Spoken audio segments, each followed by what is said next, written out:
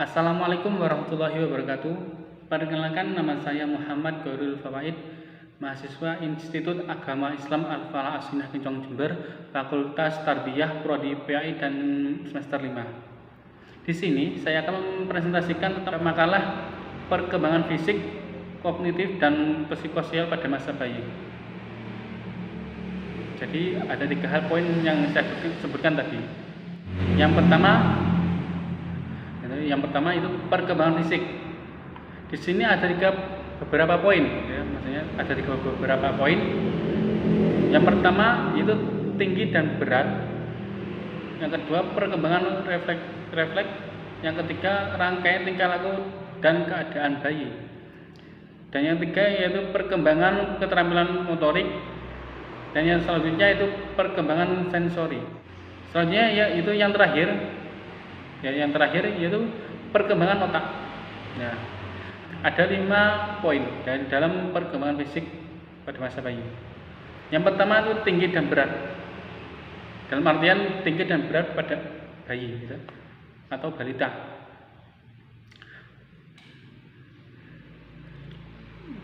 Bayi pada saat dilahirkan, panjang rata-rata bayi ada 20 inci atau 50 cm dengan berat badan 3,4 kg, sedangkan bayi yang baru lahir kehilangan 5-7%. Nah, di saat pelahiran itu bayi biasanya itu kehilangan 5 atau sampai 7%. Setelah bayi menyesuaikan diri dengan menghisap, menelan dan mencerna, mereka bertumbuh cepat dan memperoleh berat kira-kira 5-6 ons per minggunya. Jadi setelah melahirkan itu, ketika udah mencerna dari sang ibu itu, ya kan, itu ada peningkatan berat badan, maksudnya gitu. Ada 5-6 ons. Dan selanjutnya itu perkembangan refleks. Pada masa bayi terlihat gerakan-gerakan spontan, kan. Biasanya kalau kita punya adik, punya saudara yang baru melahirkan, pasti kita melihat, ya, terkadang kita melihat gerakan-gerakan bayi, ya. Itu bisa disebut dengan gerakan refleks atau disebut refleks, ya. Refleks adalah gerakan-gerakan bayi yang bersifat otomatis dan tidak terkoordinir sebagai reaksi terhadap rangsangan tertentu serta memberikan bayi respon posisi diri terhadap lingkungan. Sifatnya itu meliputi refleks menghisap, refleks menggenggam. Nah, biasanya kalau ketika bayi, kalau di saat sudah melahirkan, kadang-kadang kita melihat kan tangan si bayi kan selalu menggenggam. Itu namanya gerakan refleks. Dan yang ketiga yaitu rangkaian tingkah laku dan keadaan bayi. Perkembangan refleks dan fungsi motorik pada bayi kemudian memunculkan serangkaian tingkah laku yang lebih kompleks. Dengan tingkah laku tersebut telah memungkinkan bayi sebagai makhluk biologis dapat bertahan hidup. Jadi itu. Dan selanjutnya itu perkembangan keterampilan motorik. Perkembangan motorik ini adalah yang sangat dipengaruhi oleh organ otak, ya. Mensetir setiap gerakan yang dilakukan anak. Semakin mematangnya perkembangan sistem saraf otak yang mengatur otot memungkinkan perkembangan kompetensi dan kemampuan motorik anak. Perkembangan motorik anak dibagi menjadi 2, yaitu perkembangan motorik kasar dan perkembangan motorik halus.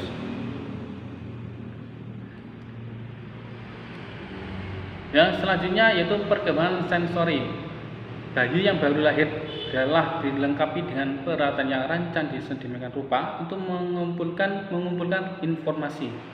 Alat-alat yang berfungsi untuk menangkap informasi inilah yang disebut dengan indera, ya, atau sistem sensori. Jadi semua informasi yang didatang kepada bayi adalah melalui indera. Jadi itu. Tanpa penglihatan, pendengaran, sentuhan atau kecapan indera lainnya, itu otak bayi akan terkucil dari dunia. Bayi akan hidup dalam kebisuan, kegelapan tanpa rasa, tanpa warna, dan kehampaan yang kekal. Selanjutnya itu perkembangan otak. Perkembangan otak pada waktu bayi masih berada dalam kandungan ibunya. Badannya telah membentuk sekitar 1, miliar sel-sel saraf per menit. Jadi pada saraf dilahirkan bayi kemungkinan telah memiliki semua sel-sel otak yang akan dimiliki sepanjang hidupnya. Akan tetapi sel-sel otak tersebut belum matang, ya kan? Belum matang. Dan jaringan urat pun saraf masih lemah. Makanya setelah lahir hingga usia 2 tahun, sel-sel otak yang belum matang dan jaringan urat saraf yang masih lemah itu terus tumbuh dengan cepat dan dramatis mencapai kematangan. Jadi perkembangan fisik ada 5. Yang pertama itu ada perkembangan berat, itu tinggi berat. Yang kedua itu perkembangan refleks. Yang ketiga itu rangkaian tingkah laku dalam keadaan bayi. Ya, jadi tadi. Yang selanjutnya itu perkembangan keterampilan motorik. Dan yang keempat perkembangan sensori. Dan yang terakhir itu perkembangan otak. Jadi itu penjelasan dari perkembangan fisik dari seorang bayi. Yang selanjutnya itu perkembangan kognitif. Perkembangan kognitif adalah salah satu aspek perkembangan manusia yang berkaitan dengan pengertian, yaitu proses psikologi yang berkaitan dengan bagaimana individu mempelajari dan memikirkan lingkungannya. Jadi itu. Dalam perkembangan kognitif ada beberapa hal. Ada beberapa hal yang harus kita ketahui, ya kan? Yang pertama, perkembangan kognitif menurut pandangan Piaget. Dalam pandangan Piaget, tahap-tahap perkembangan pemikiran dibedakan atas 4 tahap. Yang pertama, tahap pemikiran, pemikiran sensori motorik. Yang kedua, tahap pemikiran pre-operasional, ya kan? Yang ketiga itu operasional kontrak, dan yang terakhir operasional formal. Jadi itu ada tiga tahap dalam perkembangan pemikiran, dalam perkembangan kognitif. Selanjutnya itu perkembangan kognitif menurut pandangan kontemporer. Pandangan kontemporer tentang perkembangan kognitif mendapatkan sokongan yang penting dalam para pakar psikologi pemrosesan informasi. Kalau Piaget meyakini bahwa perkembangan kognitif bayi baru tercapai pada pertengahan tahun kedua, maka para pakar psikologi pemrosesan informasi percaya bahwa perkembangan kognitif seperti kemampuan dalam memberikan perhatian, menciptakan simbolisasi, meniru, dan kemampuan konseptual telah dimiliki pada lebih awal. Maksud dalam dimiliki bayi lebih awal. Yang kedua itu perkembangan persepsi. Jadi ini yang ketiga. Apa sih perkembangan persepsi? Itu perkembangan persepsi yang diyakini oleh para penelitian ialah bahwa bayi-bayi melihat pada berdiri sendiri, saat berdiri sendiri dan satu kokoh dan terpisah dari lingkungan sekitarnya. Ada kemungkinan hal ini menjadi pada saat lahir atau segera sesudahnya, tetapi secara pasti hal ini terjadi pada usia 3 hingga 4 bulan. Bayi-bayi kecil masih harus belajar banyak, tetapi dunia sekitarnya nampak stabil dan teratur bagi mereka, dan oleh karena itu dunia sekitar mereka dapat mereka rumuskan. Yang keempat, perkembangan konsepsi.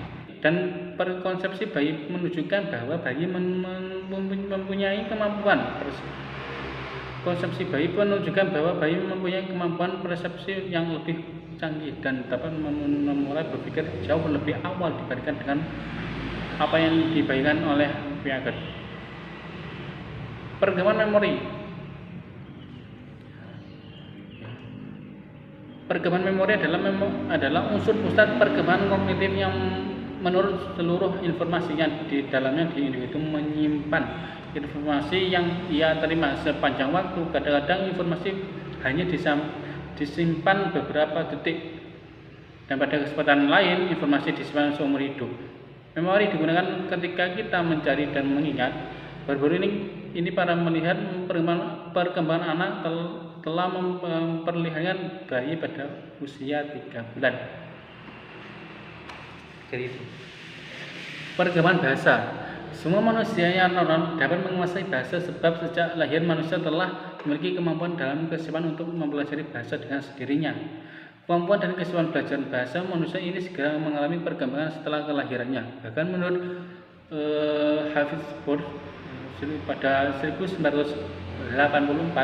kemampuan menguasai bahasa dalam arti belajar membuat suara-suara yang berarti hubungan dengan orang lain melalui penggunaan suara-suara itu. Jadi itu. Yang terakhir itu perkembangan psikososial. Perkembangan psikososial berhubungan dengan perubahan-perubahan perasaan atau emosi serta perubahan bagaimana individu berhubungan dengan orang lain. Ini psikososial. Dalam perkembangan psikososial ada beberapa poin. Yang pertama itu perkembangan emosi. Itu yaitu apa sih? Perkembangan emosi yaitu respon yang timbul dari stimulus yang menyebabkan perubahan-perubahan fisiologis disertai dengan perasaan kuat. Bayi mengapresiasikan sebagai emosi jauh lebih awal dibandingkan dengan beberapa emosi lainnya. Itu tentang perkembangan emosi. Yang kedua itu perkembangan temperamen. Temperamen adalah suatu dimensi psikologi yang berhubungan dengan aktivitas fisik dan emosional serta merespon. Karena Gilman merumuskan temperamen sebagai the modes that define our emotional life. Ya, jadi itu. Perkembangan perbedaan kualitas dan intensitas respon emosional serta pengetahuan diri yang memunculkan perilaku individual yang terlihat pada sejak lahir. Sejak lahir memperlihatkan bayi aktivitas individu yang beda-beda. Beberapa bayi yang sangat aktif menggerakkan tangan.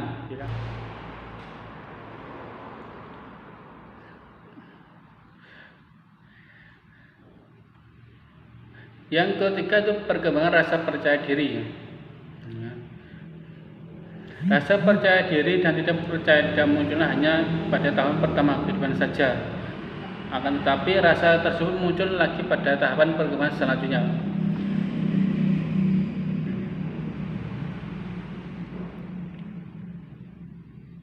Beberapa hal yang harus diperhatikan pada saat anak-anak memasuki sekolah dengan rasa percaya diri dan tidak percaya dapat mempercayai guru tertentu yang banyak memberikan waktu bagaimana sehingga membuat percaya sebelumnya. Sebaliknya anak-anak yang meninggalkan masa bayi dengan rasa percaya pasti pada tahap selanjutnya masih dapat memiliki rasa tidak percaya. Yang mungkin terjadi karena adanya konflik dan perceraian kedua orang tua itu bisa timbul, kan? Hasil timbul dari kepercayaan pada diri si anak. Perkembangan yaitu yang selanjutnya perkembangan otonomi. Apa sih otonomi? Yaitu kebebasan individu manusia untuk memilih untuk menjadi kesatuan yang bisa memerintah, menguasai dan menentukan dirinya sendiri. Itu dalam perkembangan otonomi. Bayi tidak hanya dapat berjalan. Menurut Eriswan pada tahap ini bayi tidak hanya dapat berjalan, akan tetapi mereka juga dapat memanjat, membuka dan menutup, menjatuhkan, menol dan menarik, memegang otomatis atau kemandirian merupakan tahap kedua perkembangan psikososial yang berlangsung pada lahir, masih masa bayi dan masa baru pandai berjalan. Otonomi dibangun di atas perkembangan kemampuan mental dan kemampuan motorik motorik dan melepaskan. Bayi merasa bangga. Kenapa? Dengan prestasi ini dan ingin melakukan segala sesuatu sendiri. Selanjutnya mereka juga dapat belajar mengendalikan otot mereka dan dorongan keinginan diri mereka sendiri. Dengan demikian, setelah memperoleh kepercayaan dari pengasuh mereka, bayi mulai menentukan bahwa perilaku mereka dapat memiliki mereka sendiri. Mereka mulai menghilangkan rasa, mandiri dan otonomi mereka. Mereka menyadari kemampuan mereka. Pada tahap ini, bila orang tua selalu memberikan dorongan kepada anak agar dapat berdiri di atas dua kaki mereka sendiri sambil melatih kemampuan mereka, maka anak akan mampu mengembangkan pengendalian atas otot dorongan, lingkungan, dan diri sendiri. Jadi ya mungkin itu saja dari saya tentang makalah perkembangan fisik, kognitif, dan psikososial pada masa bayi. Mungkin itu saja. Assalamualaikum warahmatullahi wabarakatuh.